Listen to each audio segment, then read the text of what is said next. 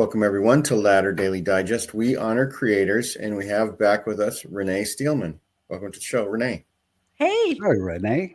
Hi, nice to meet you. I'm so glad to see Jean. I haven't seen Jean in such a long time. And Randy, pleasure. Well, it's the reason you're enjoying talking to us is because we're so damn cool. I know. That's I what it I is. feel like I'm sitting at the cheerleader table tonight. Right? It's like That's somehow right. the mean girls have brought me in. No. Yeah. So we'll learn the cheers later. Yeah. But anyhow, but for now, Renee, tell us what your show is and what your show is about. You know what? My show has morphed over the years, which is why I have way too many YouTube channels. I started out when I decided to let my hair go gray. And so my first name was Go Gray Dame. And I was interviewing other women that have let their hair go gray. And what started it was I was following these women on Facebook and Instagram, and they would say, "You wouldn't believe what this stranger said to me today." A stranger came up to me and said, "You'd look a lot better if you dye your hair."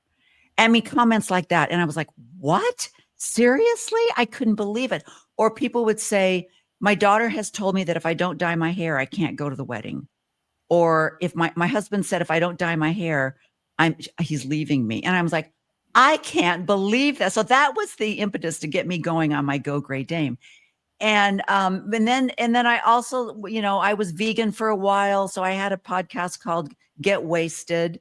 And that was named after the program that I had that I was teaching that was originated by a doctor and a chef. And the program was called Get Wasted. And it was ways for people to become vegan by giving them really good, tasty recipes. And so that was really fun. So I met a lot of great people. In fact, I met a hiker who was living in Africa at the time. And he contacted me and I had him on my show about, hiking and being vegan and this kind of stuff. I mean, I've just met so many amazing people through my different interests that I have. And then I think just leaving the church, leaving the indoctrinated life that I had been given really was what got me motivated to do the She Became Visible, because I know I just bought into what my role was and what my purpose was, and the pedestal. How do they pronounce it? When you put them on a pedestal and it's pedestalizing, women. And I accepted that. Yes, that's right. We have the greatest job in the world. Our job is more important than any other job. And could you get out of the way? And that kind of stuff. So that's what really kind of motivated me to do the She Became Visible. And That's that right. Women, we want to hear your voices, just not too much. Yeah, exactly. And just put on a little lipstick while you're doing it. But I really and I see that becoming also a bigger thing. There's a huge generation that's now hitting the menopause stage, and therefore their brains are clearing and they're kind of coming into their own because the estrogen is dropping, and so they're finally kind of going, excuse me. No, and so there's a big push in She Became Visible. The term is being used like Meg Robbins tried to copyright her Let Them, and I'd like to copyright my She Became Visible, but I've learned through Meg Robbins that you can't copyright words. It's just Renee, did Jamie Lee Curtis have any effect on your decision? no. Was she an inspiration? No, not at all. No, I have a little oppositional disorder. And so you really just have to tell me no to get me to do something. And so I went in to get my hair highlighted. I'm doing the whole every 4 weeks, blonde highlights, covering the gray roots, blah, blah, blah. And the hair stylist said, you're about 85% gray. You still have quite a bit of color back here. And I said, you know what? I'm just going to let it go. I'm just going to go gray. And she's like, absolutely not. And I was like, oh, now I'm doing it tomorrow.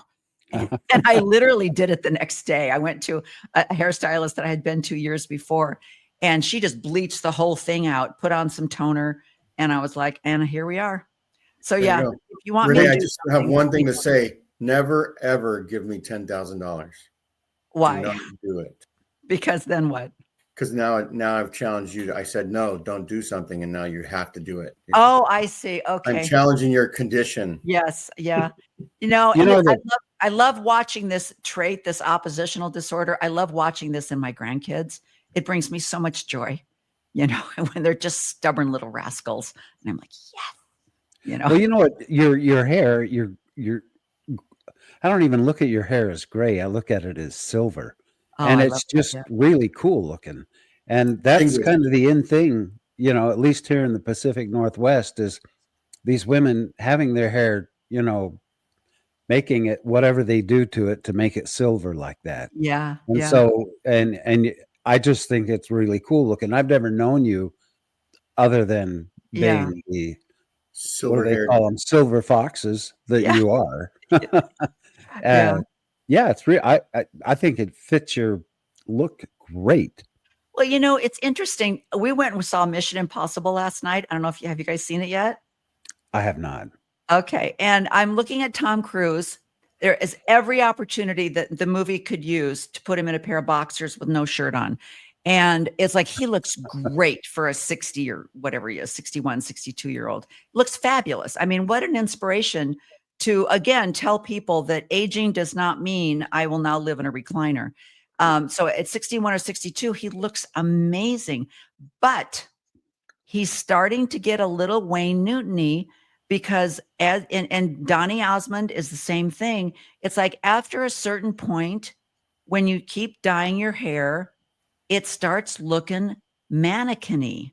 It's like your face, your coloring in your skin, things are looking a little off. And I'm like, Tom, you might have to let that brown go. It doesn't, it actually reverses. It actually makes you look older, you know? And I thought I you were going to applaud. say that when he's getting to be like Wayne Newton because he starts seeing Duchesne everywhere he goes.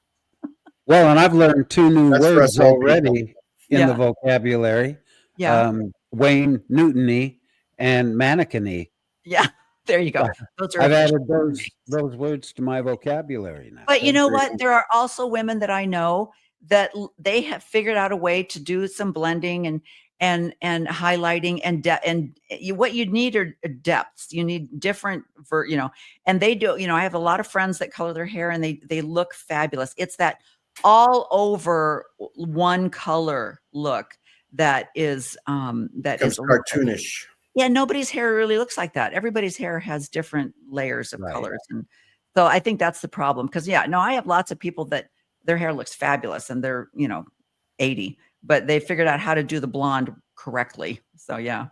When you That's right. see a guy like, especially when it's jet black like Wayne Newton, Yes. you know, Yeah. and when they do their facial hair, Yeah. like it's all dark black and their eyebrows and their hair, it's like, come on, dude, start Yeah. blending a little bit. If you're gonna color your hair, at least blend it in. Yeah. Have Yeah. you, anybody here watching the Diddy trials? No, You know, not yet. But I want to say, first of all, it seems like our show has turned into Hair Today, Gone Tomorrow as a new podcast brought to segment. you by Rene Yeah. Steelman. Change the name. Fashion forward. Yeah. But, Mormon fashion forward. Yeah. but tell us your P. Diddy story and then Well, he's gone. finish He's up completely with gray. what your current show is about. Yeah. So, well, I mean, I have a lot of things to say about that trial because there is a lot of the Me Too movement, just of the Weinstein movement, Epstein movement. All of these movements were brought about because a woman said, "I'm telling. I'm not keeping this a secret." And then after the woman brings it forward, then all these men come out of the closets and go, well, thank you, Cassie. Now I can tell my story. I feel safe to tell my story.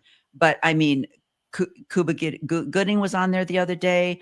There's just been so many stars. Jamie Foxx, all of these men have come forward and testified because Cassie was willing to come forward and speak out. And so that's my call to action for Mormon women is like, if you don't say something, there's my She Became Visible. If you're not the voice, then all of these men, all of these, ex-Mormon voices that everyone listens to, obviously they're not doing anything, because it's going to take more women to say, this is what happened to me. This is how this apostle talked to me. This is the NDA I had to sign. It's those voices that are going to make the difference. And I'm I'm excluding the women apologists that are saying, I'm staying in the church because I think I can make a difference, because I'm 7th-generation Mormon and this is who I am. Therefore, I can't leave. So I'm going to stay and support the system, but I'm going to make a change. And I'm like, have you seen Handmaid's Tale?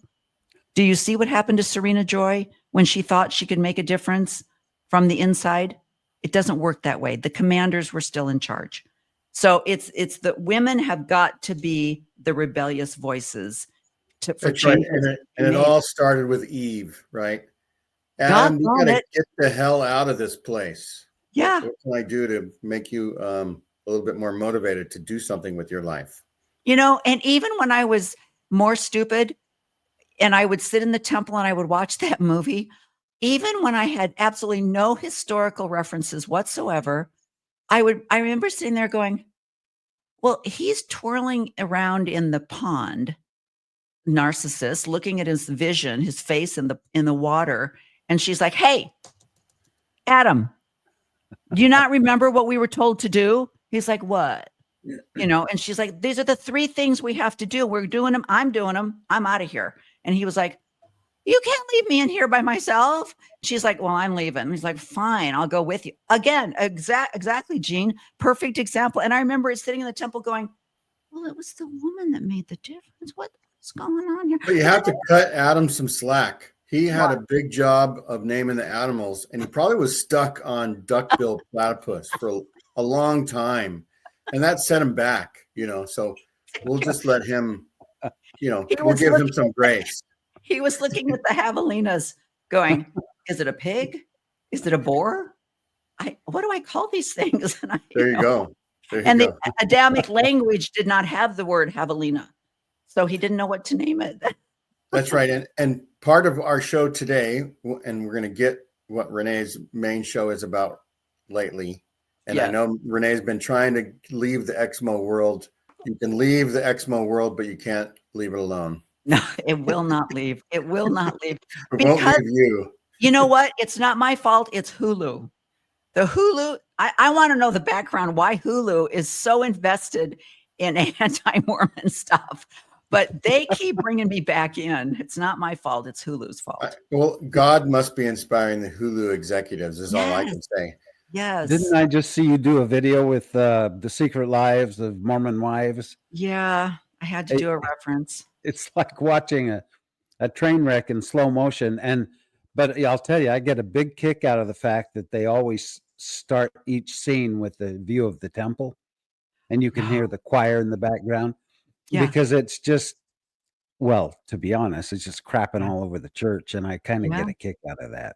Yeah. And then in people's minds, they should be thinking to themselves, look, there's a temple. Isn't that where Lori Vallow and Chad Daybell planned all the murders of their children? That's what they should be thinking. Which temple? I'm not familiar with we live half the year we live in Draper, so I can see the Draper temple from where we're at. And I know when we drive to Target or whatever, we pass the South Jordan temple, I think it is. What is that temple that they're showing in the opening credits? Do you know? Well, they show different temples all throughout the show. I don't know which temple specifically they're showing. What's the one that has the little houses that are all lined up? There's like a runway of houses, and then it gets to the temple. Is that or is that an AI, or is that does that exist? Because it's weird looking.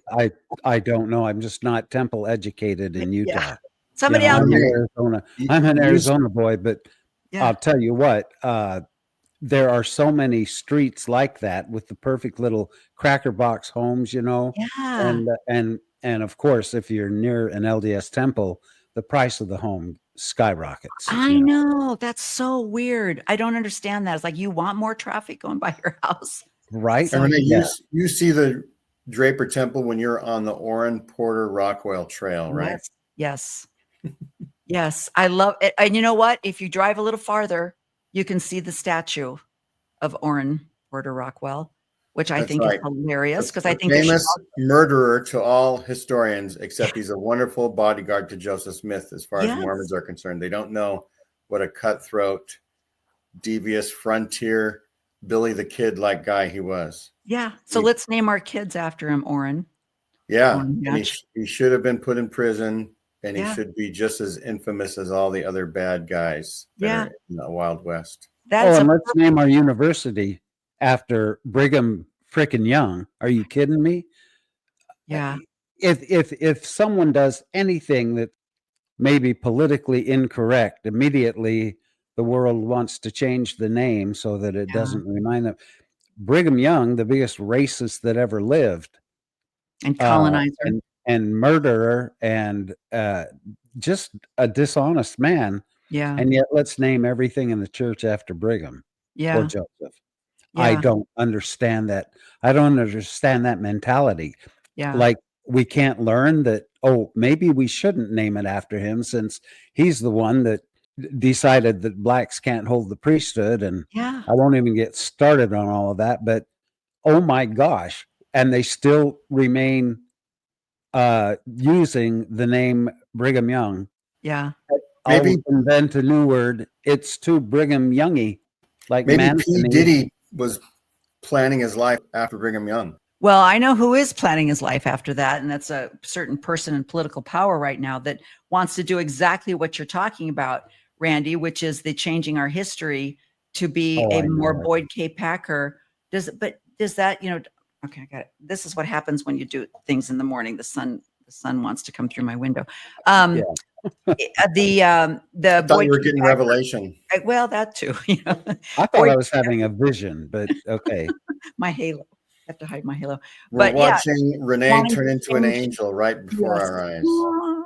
Yeah, but yeah, changing historical, indoctrination to make everything puppy dogs, rainbows, and frogs from the Muppets. I mean, it really is. And here's the other thing: the church is so good at gaslighting. They could easily change BYU and just give it a Provo University or the University of Provo or some other whatever Well, every name. year they do gaslighting the world. Yeah, yeah, exactly. But then what would people do? All their t-shirts, all their hats, all their cougar license plates. Look at how much. Well, they could make money off that too. They could sell that at Deseret Book and make more money off that. But I agree. It's like, you know what? Why don't we just name, just some other horrible Hitler University? Wait, what? No, we can't do that, Right. So, I yeah, mean, seriously, I just don't understand yeah. why they can't. Well, But you know what it is? I'm It's sorry. exactly for the same reason of everything else.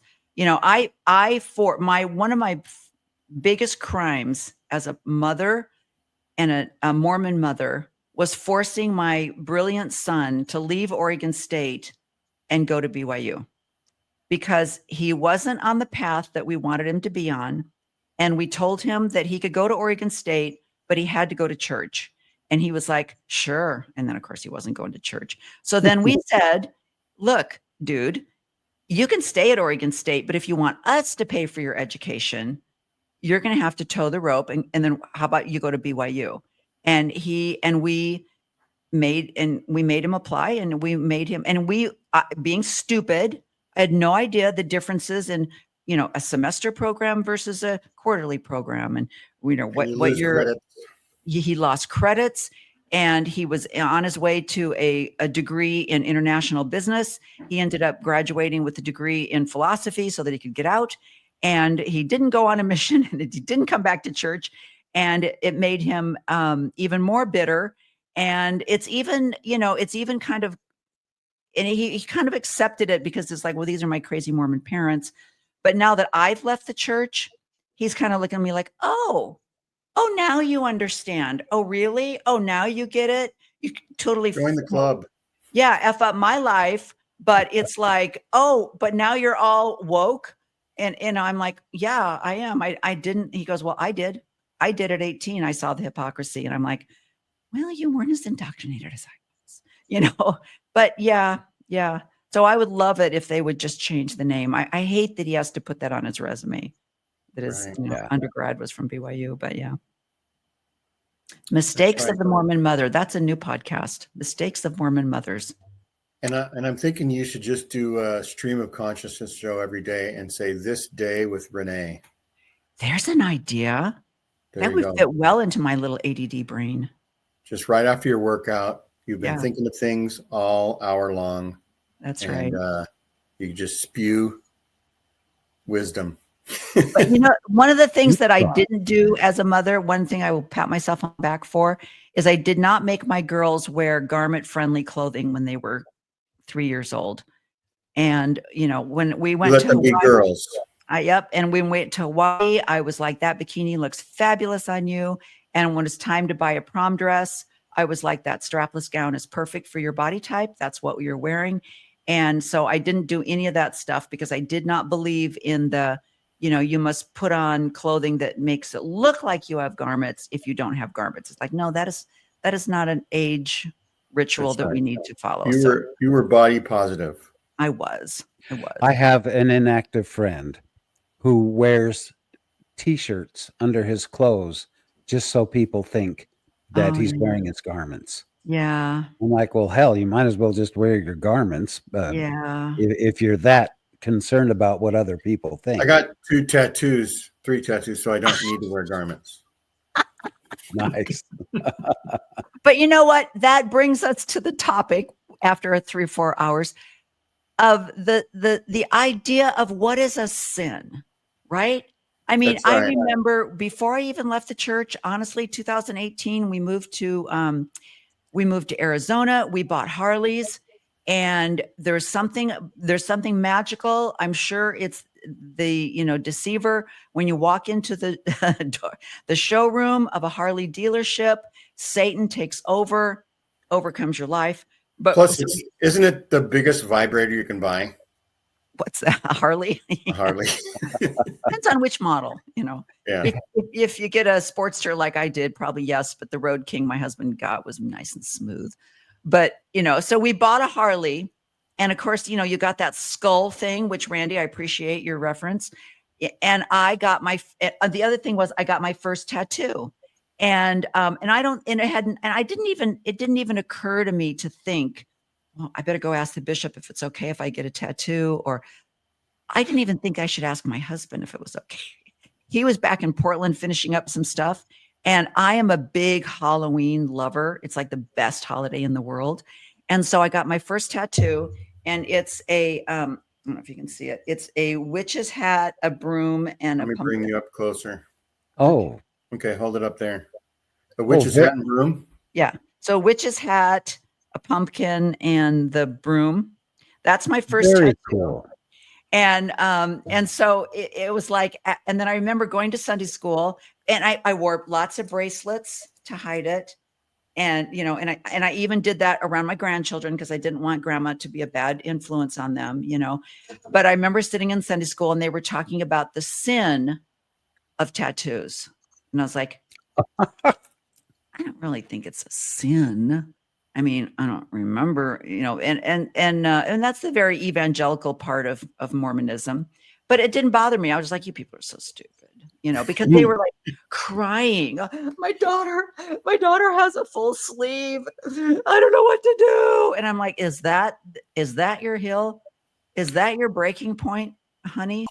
Children die. He could let Brigham Young be a racist, but he cares a lot about how many pierced earrings you're wearing, or whether you have tattoos on, or if you can see your shoulders or not. And I did that. I mean, person. I sat in the congregation when Gordon B. Hinckley at the women's conference. I sat there when he was giving his talk, and I remember, and I think I've said this to you before, Gene. I remember going. He says, and men should be short hair and no beards, and women, jewelry. I'm like, don't say it. Don't say it. He's going to say it. One pair of earrings. I'm like, he said it. Dang it. And I took out my second piercing. I did, I'm like, oh, I love Gordon Hinckley. I did it because if the prophet says to do it, then I'll do it. And if it's giving a bad impression, fine, whatever. I don't care.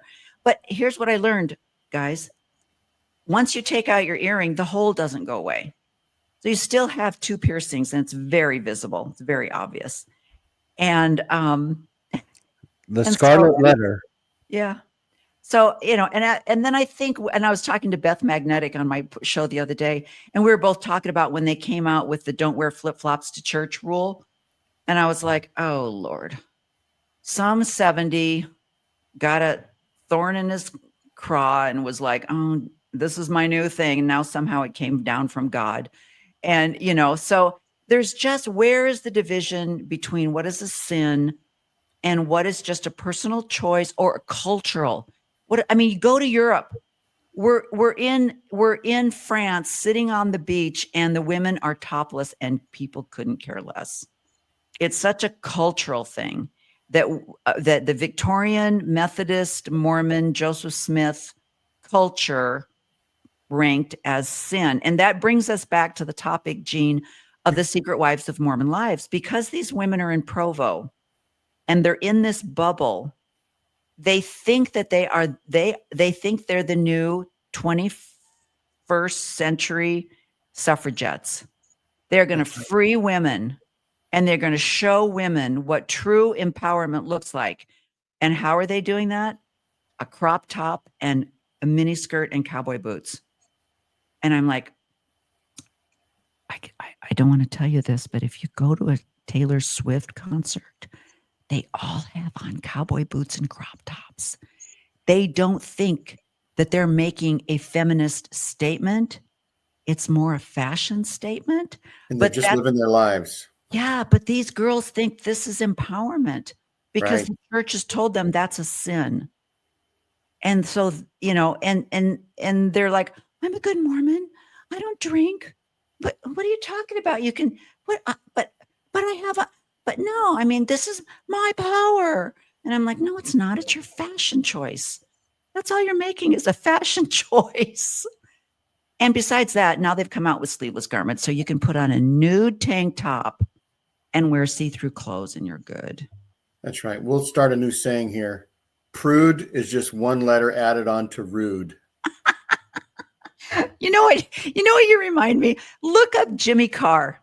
He is a British comedian. His entire shtick is play on words. And it's hilarious because you're listening and you're, yeah. And then he'll do the punchline. And it's something like exactly what you said, Gene. Yeah. Gene's full of them. Yeah. Yes. When my dad started telling me what a pun was, I thought, that's what I want to be when I grow up, a pun. And my dad's favorite pun. Which is he said son, but you heard pun. And so that's right. And he had a joke that I was so bright as a kid, my father called me son.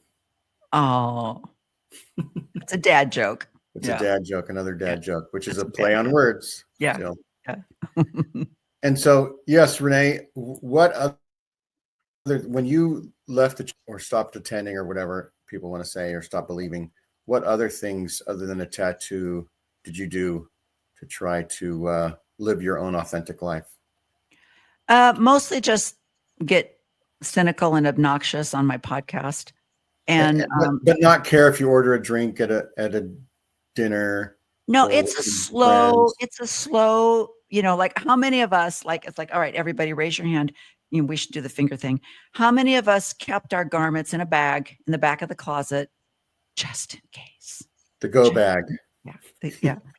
How long did I keep that bag of garments before I was like, I'm never wearing these again. You might as well throw them away, or, you kind of move from, and here's the deal. Here's the other thing I said. I have a privileged life because I did not grow up Mormon and I did not grow up in Utah. I grew up Methodist. I grew up in Illinois with Baptist, Methodist, Evangelical, Catholic. This was my aunts and my uncles. Various different religions. They're all very Jesus. Everybody loved Jesus. We all said grace. I had pictures of Jesus in my home. I said my prayers every night. So it's very Jesus focused, but they did not care where you went to worship Jesus. They didn't have Jesus envy. They didn't say my Jesus is better than your Jesus. They couldn't care less. They didn't care if I had on a sunsuit when I was 3. Nobody was telling us as cousins what we should wear, So that's how I grew up.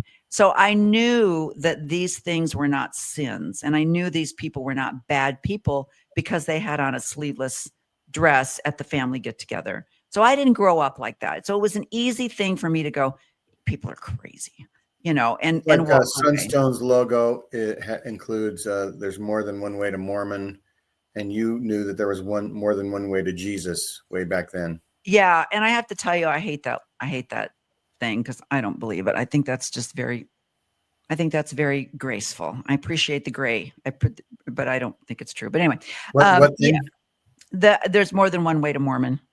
It's like, Well, well, I'll that's tell you, if there's 17 million Mormons, there's 17 million ways. well, yeah, but that's like saying, we're going to get together and have a group of people. There's more than one way to be a racist. I'm like, Have it's you either heard the wrong Toby or Keith it's not wrong. song? What's that? Have you heard the Toby Keith song, If I Were Jesus? Mm-mm. Oh, No.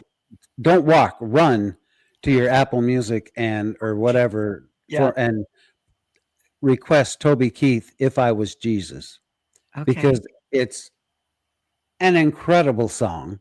Not We'd only have is it Randy very sing it, but we might hefty, get a copyright strike. Yeah. Yeah. and he's like, if I was Jesus, I'd have some real long hair. I'd wear a robe and some sandals. That's exactly what I'd wear. And he goes on making it sound like, hey, Jesus was chill. He was cool. And yeah, I want, if In I fact, was if Jesus, Jesus that's was what here, I'd there do. might have been a Jesus and Chong comedy duo during our lives. Not to be confused with Cheech, right? It would be called Jesus and John. Yeah.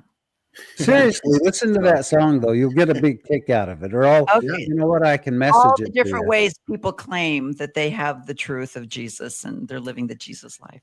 So another thing that's makes, like, you get worried when you're at a party and there's a rum cake, it's Christmas time at Yeah. somebody else's, what do you call it? Infidels party, one of your neighbors.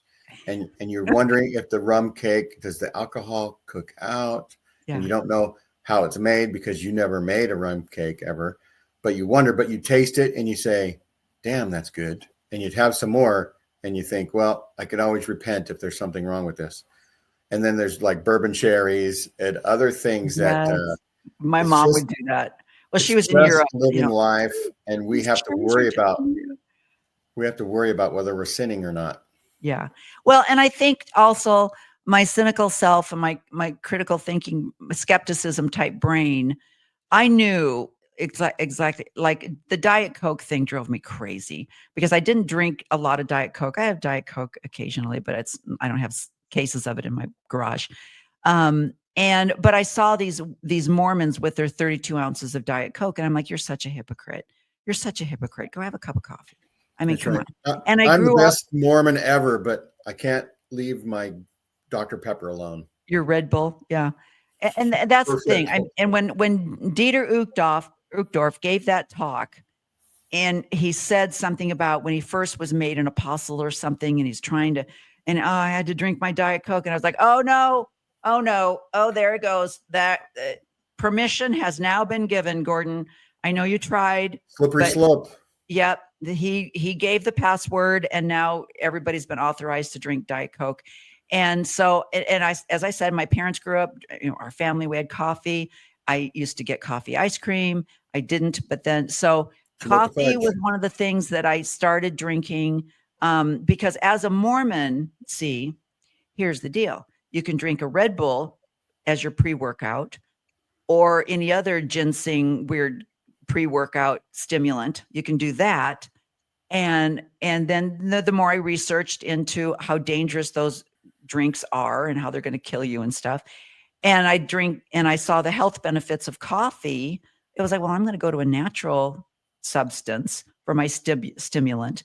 And so that was an easy, like, you guys are such hypocrites. I hate the hypocritical aspect. Letter of the law, type thing. So I knew somebody that didn't use vanilla flavoring because it had alcohol in it. Yeah. Well, they're freaking nuts because vanilla flavoring is my friend. How many father and sons outings, Gene, did you go to? They always had the big coolers full of Pepsi and Diet Coke and all that. Seriously. All the time. Yeah, we'd call it the Um, red, white, and blue. Our bishop was strung out on Diet Pepsi. He yeah, always had one in his hand. yeah, I don't, and I don't even understand where the hell all this Pepsi, Coke stuff came from.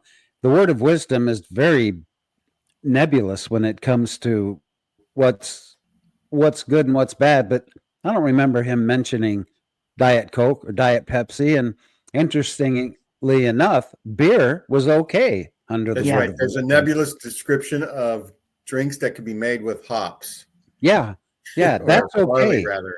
because Joseph loved his beer. yeah. But where who's coming up with the Diet Coke and Diet Pepsi, and we can't have green tea and Yeah. iced tea and any of this? That has nothing to do with what Joseph originally said. No, And and Because people want to one up everybody else. It's like my family's so good, we don't put yes, vanilla in our, cakes. Or yeah, we don't drink that's any true. caffeinated drinks. or Or we Yeah. we don't watch wear our TV shirts, our because dress clothes all Sunday. Well, and the idea of what's a sin and what's not a sin, when you do the historical research that other people beautifully do, so that I don't have to, all I have to do is read it, is, you find out that those pioneers singing the pioneer children sang as they walked and drank their coffee.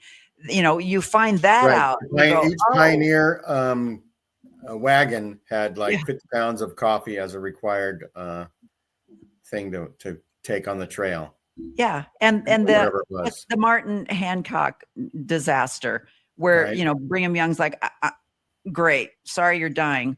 Could you get that, that caravan with my stuff on it?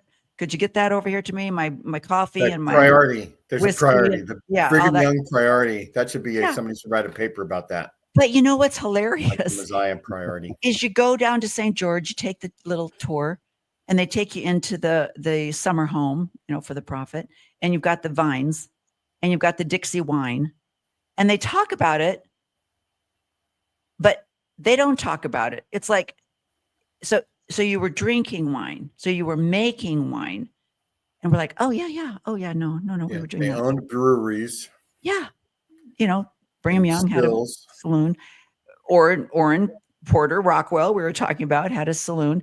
I mean, it's like, and a whorehouse, right? yeah, it's like, do we not get the gaslighting here that it was okay, then it's not okay, now it's okay, now it's not. The same thing with tattoos. It's a horrible thing. I remember going to a temple wedding, young girl in our ward. She moved in with her sister, and then she met a young man, and so they were getting married. And he said, because I remember as they were kneeling at the altar, I could see her tattoo through her white stocking. And we're going, oh, huh. And I remember him saying, yeah, I almost didn't marry her because she had that tattoo. And I was like, well, yeah, I guess I can see that, And so this is a celestial deal breaker right here, Yeah. only in your cult, only in your cult. Yeah. so two of the things that you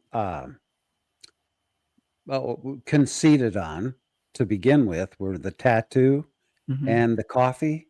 Yeah. And then what else, having Add left to the your church? repertoire. Yeah, Yeah. what are some of the things that you have treated yourself to or indulged in other than your tattoo and the coffee? And Well, by the and way, Shopping you on can't live in Sunday. specific. yeah, which as I said, I actually started getting tattoos before I left the church, because I here was my deal. I wanted a tattoo back in the 80s when the whole tramp stamp thing and the ankle tattoos were really popular. And I was going to get an ankle tattoo, but I couldn't think of anything that I wanted permanently embossed upon my body. I don't like dolphins. I'm not into hummingbirds. I don't care about turtles. All these things that women were getting, the Hawaiian flower, all that was a typical ankle tattoo or some kind of, Asian script.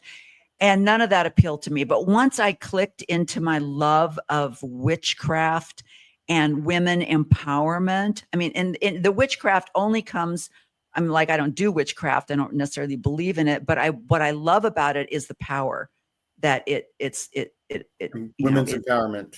Yeah, the women's empowerment and the awe that men had because of women's understanding of nature and herbs and that whole homeopathic way Holistic. of healing. Yeah, and so that's what I loved was the women's power. So I got my skull tattoo And with you can't have a covenant path without a coven. This is Gene's regular joke Where- on every podcast now. I'm trying to make a saying happen in the world. A lot of people don't realize that Gene got, I happen to know it. He got a tattoo and he had an M placed on each cheek of his butt. yeah. So that So- when he stands on his hands, it says mom. And when he flips over the other way, it says wow. Just a Ooh, what a little good secret idea. that not many people know about. That's right. That's right. It's- So I started getting the tattoos before I left the church. It really was the patriarchy that brought me down. It was the No Man Knows My History, Kingdom of Nauvoo, House Full of Females, all of these books. And The Truth About Brigham Young with through House Full of Females and No Man Knows My History. When I started hearing the misogyny and the patriarchy, and the first thing that got me was I read Greg Prince's biography of David O. McKay, and I saw how the boys club worked when, Ezra Taft Benson was a wacko and they tried to get rid of him so many times, but they couldn't because of this fake system that's set up. And when I saw that, I was like, oh, this whole thing is a patriarchal man's club. And we're just the, subjective supporters of the whole deal. And that was really what got me out. So there wasn't It's a anything. family business. Yeah. A whole dynastic type thing. But so the only thing, and the other thing is I'm very health conscious. So there wasn't a lot of stuff that I went to. It's like, the coffee I loved because, of the benefits, my pre-workout. That's my coffee is my pre-workout. And like you, That's Randy. right. You were doing coffee, you got tattoos, you probably used Yeah. vanilla flavoring and cooking. I did, and I got What coffee did you ice feel like cream. when you first got your hard liquor or wine drink? Well, I didn't do that until actually this year. And I thought, I don't get what all the love is. I got to try this. I'm going to try it. And here's the thing. I started it at the same time when all of the athletic world and health fitness people have come out with the new data saying nothing is good for you. No, you can't have the one glass of wine every night. It's not good for you. It causes cancer. We're all going to die. And in the health and fitness industry, alcohol is there is nothing about alcohol that it's going to help you get in shape. It's going to help you build muscle, anything. So and this is what I want to tell the girls on the wives of the Mormon secret wives. Alcohol is really looked down on in the health and fitness environment. Cult. And we just did a tour of Napa Valley, and they're even saying wine purchases and it is down, and they're suffering. The wine industry, all alcohol businesses are suffering because of this new fitness craze and all the new data that's come out. So How at the same fitness time, ruined the world. yes, the alcohol world. So Renee, at the same time as our doing. Go ahead, Randy. I just want to ask you because you're into physical fitness and health. Don't you find it incredibly hypocritical that you have all these Mormon women and men who say, yeah, I don't drink coffee. I don't drink any alcohol. I don't drink Pepsi and Coke. Yet they engorge themselves with food, baked goods. Let's eat as many funeral potatoes as we can, and they get huge. Yeah. How wise is Sunday that? after the temple visit. Yeah. Right. That isn't that hypocritical? I'd much rather see someone drink Pepsi and Coke and coffee than fricking blow themselves up. And I was in the funeral industry for a while, and I had to bury an LDS man who weighed in at 450 pounds. Wow. And that's when this dawned on me. He was in the bishopric, and the other. I had to help get his garments on to bury him. Yeah. And I'm like, how does this conform with the word of wisdom? Yeah. How Follow this word and you run and you shall not walk. All of the promises that are given if you follow the word of wisdom. And the reality is, those BYU mint brownies are killing you, right? Yeah, and all the sodas that they do now, the Yeah. Yeah. sip or fizz You're or putting a whatever new that stuff spin is. on a cafeteria Mormon, what a cafeteria Mormon is. Exactly. Somebody Well, that and spends too much time in line. in the cafeteria. So we Hey, don't say anything about that in the word of yeah. wisdom. Yeah. They may say, what is the phrase? Discretion. What is it that? Anyway, Discretion is the better part of valor. no, Oh, no. That's good though. Anyway, I can't remember in the word of wisdom. It says that eat meat sparingly. I don't There's know, that. Yeah. but Moderation in all things. moderation in all things. That's what I was trying to think of. Okay. Do you Yeah. ever see LDS, the Moderate. LDS crowd Being utilizing that, except for people that are into health like you Yeah. and I and Jean?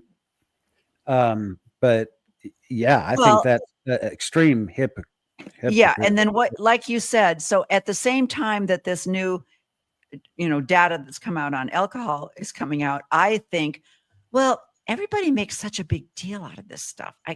I'm going to try it. I'm just going to try it, So I tried a White Claw. And if you guys ever tried a White Claw, I have just not. drink some baking soda and water and you're good. I don't know. It's horrible. It's horrible. And I'm like, okay, I like kombucha and I used to drink kombucha all the time too.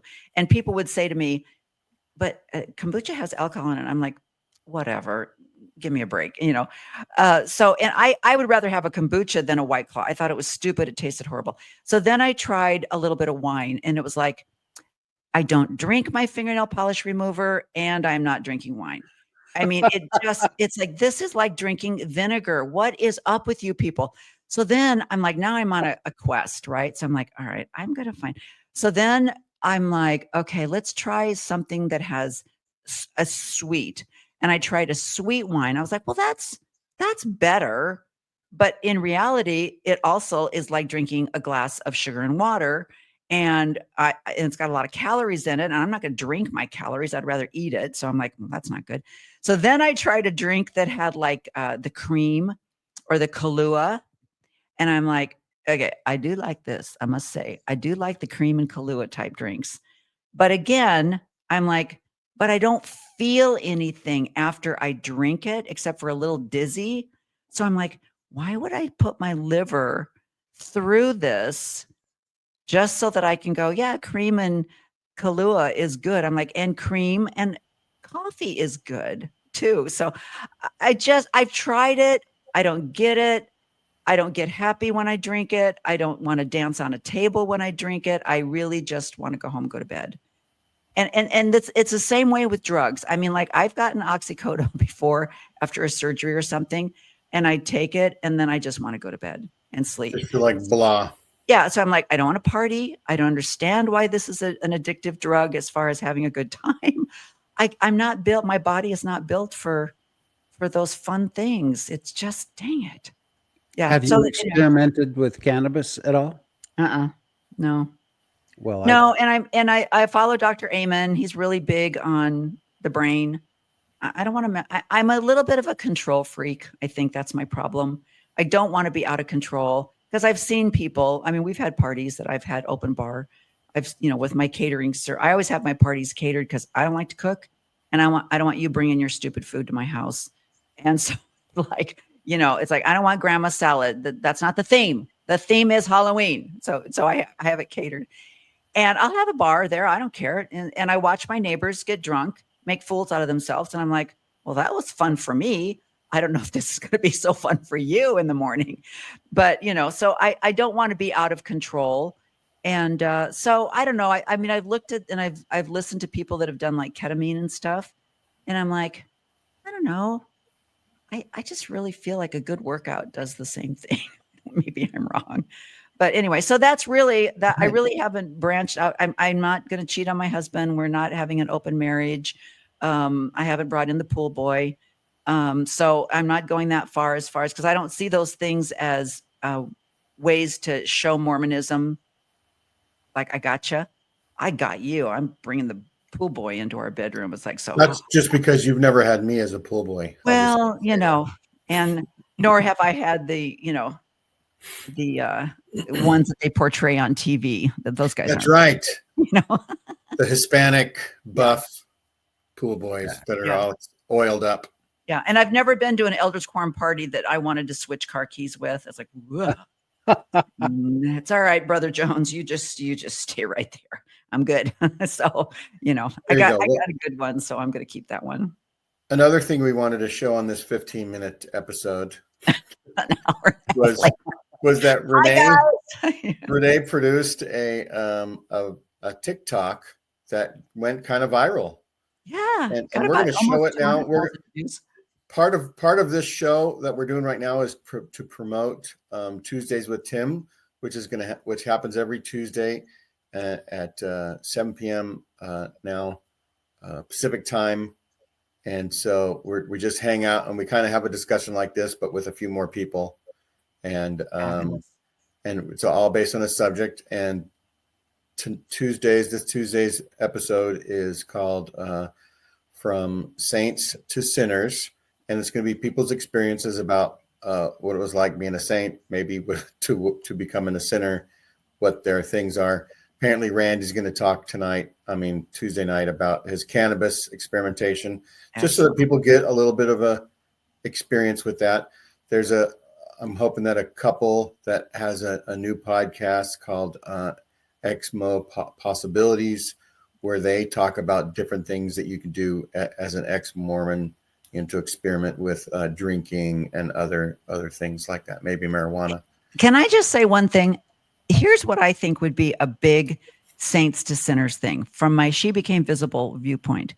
If you want to rebel and you want to show women empowerment, then you go back to college. And this is what I'm going to say in my TikTok. Then you go to college, you get educated, you get trained in some field, and you go explore your talents. And improve the world while you're at it. Improve maybe even just one other person's life through your efforts. Or as a senior, because I know that, when my son passed away and I was finally relieved of the position of being a parent in my late 60s, and I literally had the freedom to go and do whatever I wanted to do, but I don't have the freedom because my husband's retired. We live a retired life.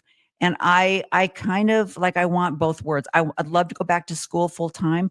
I want to sit my butt in a chair in a classroom. That is just my favorite thing to do. But I also want to go to Germany, and I want to travel, and I want to do fun things with my husband. And so at this season in my life, it's like I could do that, but I'm also not willing to give up the joy that I have now of the freedom to be able to come and go as I please, because I'm not parenting any longer. And so I'm torn about that. So as a senior, if you are a Mormon woman, if you want to play I'm physically in, but mentally out, or whatever game you want to pretend that you're making a difference because you're staying in this community, say no to going on a mission. That's my big thing right now. Say to your husband, you know what? For the amount of money, the $3,000 a month, at least between $1,500 to $5,600, I think is what last thing I looked up. How much does a senior mission cost a month? This is usually just their rent. This is not the medical insurance they have to purchase. They literally have to pay the church to use the car that the church provides for them on their missions. They have to get separate medical insurance. I don't know what they're doing with their, they sold their home and now they're just living on their kids' couches so that they can serve mission after mission after mission. That'd be a good show to invite somebody that recently had a mission that wanted to tell all about the finances. So I would say your mission finances. Say no. I'm not going to give up my role as a grandmother. I'm not going to miss my grandchildren's graduation or their births. I'm not going to do this so that I can go work as slave labor for this very wealthy corporation to use my services and count it as a charitable giving. So that's my big call to action for women. If you want to say no, then actually do something for yourself that doesn't say no to multi-level Mormonism. Yes. And if you want to wear a crop top while doing it, I'm for you there too. I was cowboy raised boots. in the 70s. We wore crop tops in the 70s, girls. I hate to tell you that. This is not a new thing. But yeah.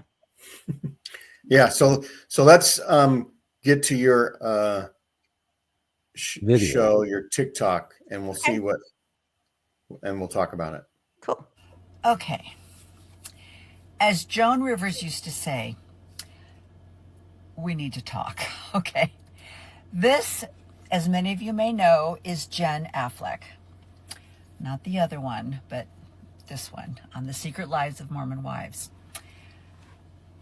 I haven't watched all of the episodes because it's very much the reason why I stopped watching The Housewives of New York. I watched it in the very beginning for like the first 11 years, and then it turned into a screaming match, and it turned into such a cat fight that there was nothing going on. It was just so disturbing to watch. So I've only gotten through, 2 or 3 episodes. But the last episode I saw was Jen crying because she's found out that she's pregnant. She doesn't know if she wants to stay married. But that wasn't the most disturbing part. The most disturbing part was her crying because her life is in such turmoil, and the only thing she can think of is, it's because I have left God, and God has left me, and I don't feel his presence anymore.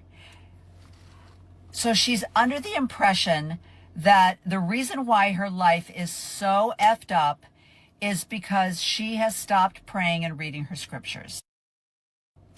Okay, let's talk about this. First of all, I like this filter way better. This is so much better. Speaking of Secret Wives of Mormon Lives, I love the filters that just pop up on TikTok, regardless. Anyway, what I see in this 24-year-old, I think she said she was 24. She may be 26. She's pregnant with her 3rd child.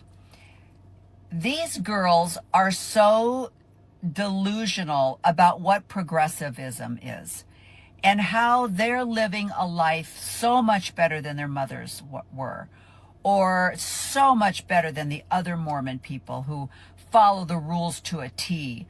They're living a progressive version of Mormonism, which is making them so much brighter and so much more enlightened. And what I see are, I don't know how many there are, 1, 2, 3, 4, 5, 6, 7 or 8 women who are going downhill really fast.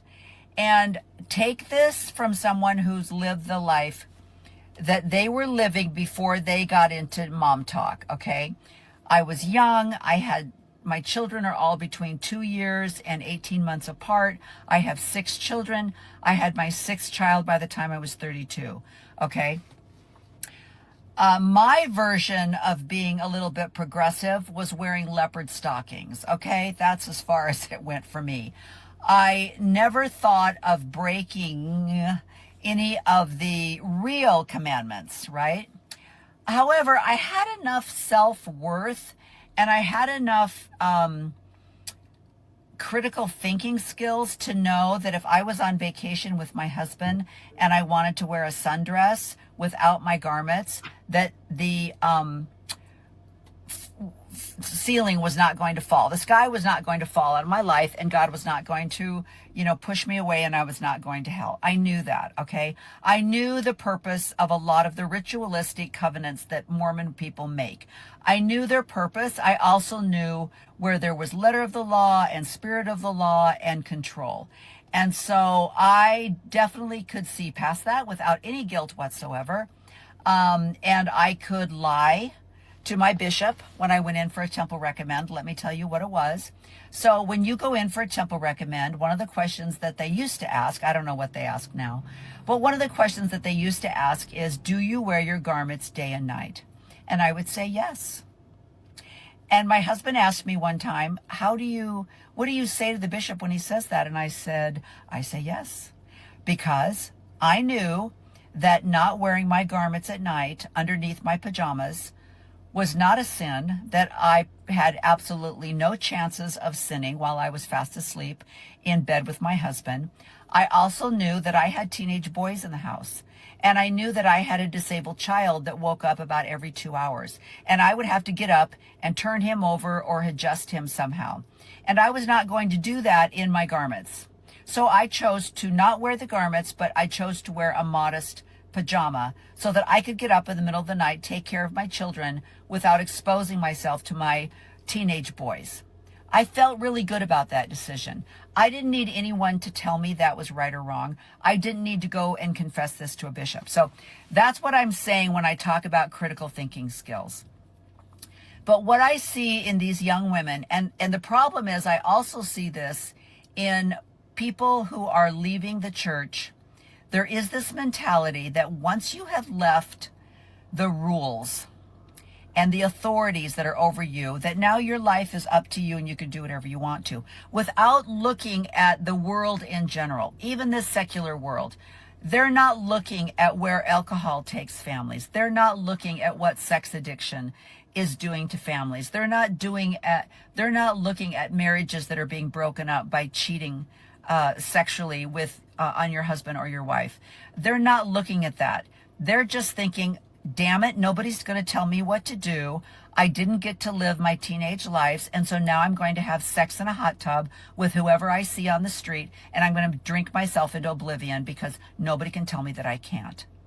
And that is such an immature mentality, because there are so many people in the world who are not Mormon, who are not even Christian nationalists. They might even be just a completely secular person who knows that alcohol is dangerous and that alcohol breaks up a lot of marriages. It destroys a lot of families.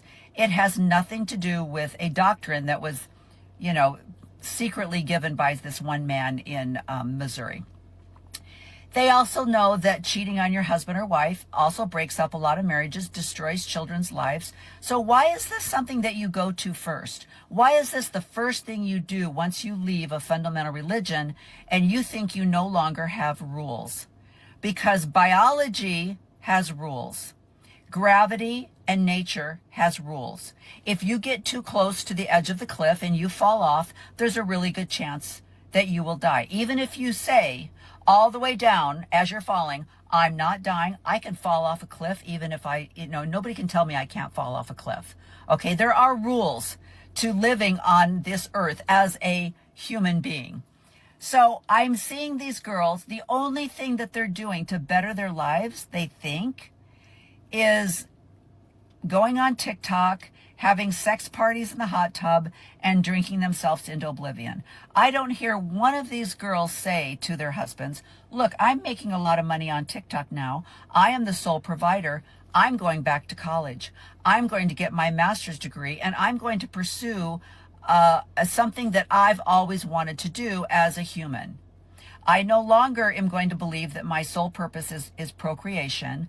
I'm going to find out who I am, and I'm going to pursue that. They're not bettering themselves in any way. And that's the most disturbing part of this whole Secret Lives of Mormon Wives things. They're not bettering themselves by doing what they're doing. And if this is some kind of an example for progressive Mormonism, that is very, very sad. So that is my crone wisdom. Someone who has lived through 50 years of marriage. I've raised 6 kids. I've had a child that dies. I've had a son-in-law that dies. I have children with disability, grandchildren with disabilities. My children are fabulous people, and I could not have asked for a better job when I did it. But I would have done things differently if I would have not been so strategically indoctrinated to believe that I only had one purpose in life. So I really wish the best for these girls, but I hope they can get help and that they can start looking at their lives in a different fashion and not just in how many partners can I have sexually and how drunk can I get in a hot tub. There you go. You know what's sad? You know what's sad, Gene? I've gotten most of the. Who was that lady? Yeah, most of the comments that I've gotten have been very positive, but there have been a few that have said things like, they never got drunk in a hot tub. Most of them don't drink. Only 1 or 2 drink. I'm like, whatever. I'm like, okay. I had 2 thoughts. Yeah. One is, what a buzzkill. And the other was, that's fantastic advice. Right. The two thoughts that came to mind. Well, and the other thing too is the other comment that I've gotten is, Maya is writing a book. So-and-so is starting her own business. I'm like, you still don't get it. First of all, Maya's They not don't get writing a book. Maya has a ghostwriter that's writing a book for her. She's also 26. So I really don't want to hear her memoir.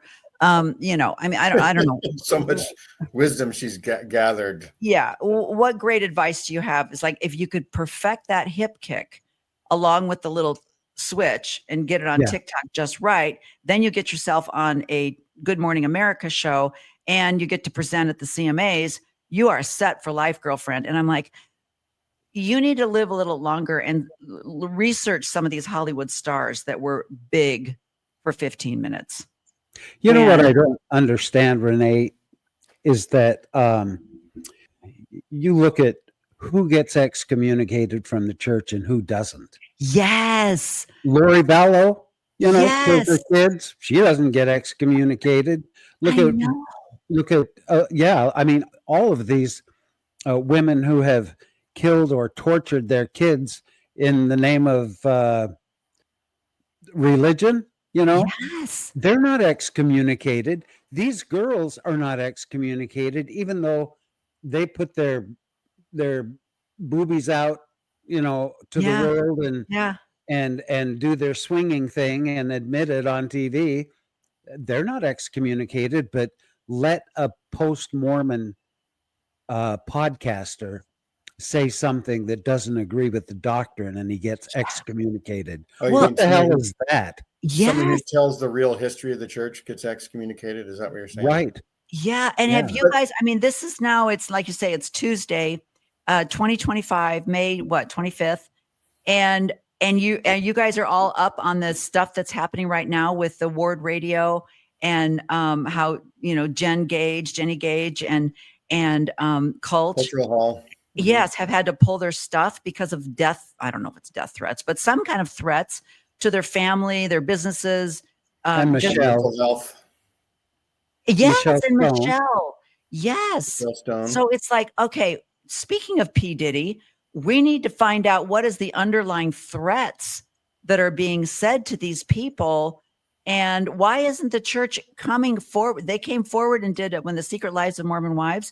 They were all like, well, we're going to make a statement. You know, you need to make a statement right now, Danite president, and either, you know, say something about this, call out Ward Radio for the division, you know, pretend grandpa who gets up in conference 1 year and says lazy learners, lax disciples, don't listen to anybody in your family. And the next conference he goes, we should be kind and loving to everyone.